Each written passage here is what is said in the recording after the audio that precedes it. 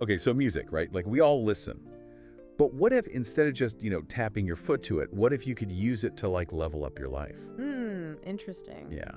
So today we're diving into this idea of personalized music.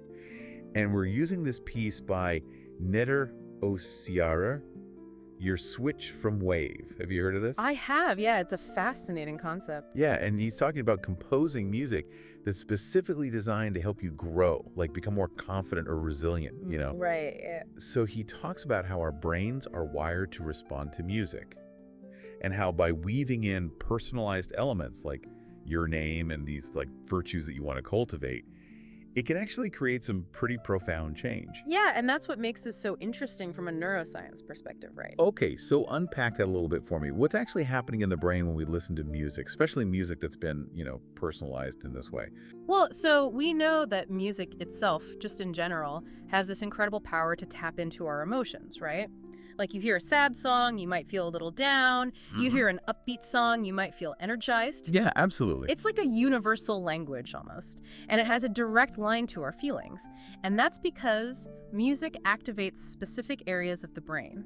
Areas like the amygdala, which is responsible for processing emotions, Okay. and the limbic system, which plays this crucial role in things like memory and motivation.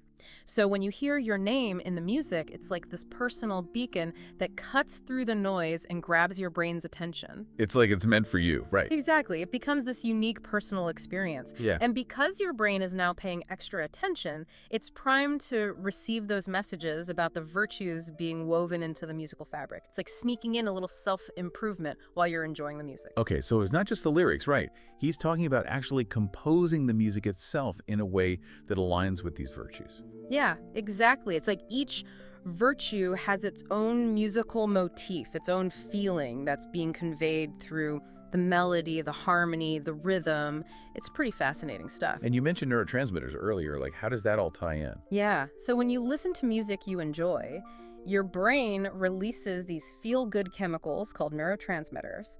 We've got dopamine, which is associated with pleasure and reward, and serotonin, which is linked to mood, happiness, well-being. Okay, the good stuff. Right, the good stuff. And the theory is that by pairing these positive emotions, these chemical rewards, with the virtue that's embedded in the music, you're essentially giving your brain this double dose of positive reinforcement. Like you're training your brain to associate those good feelings with those desirable qualities. Interesting. So it's not just a fleeting feeling, right?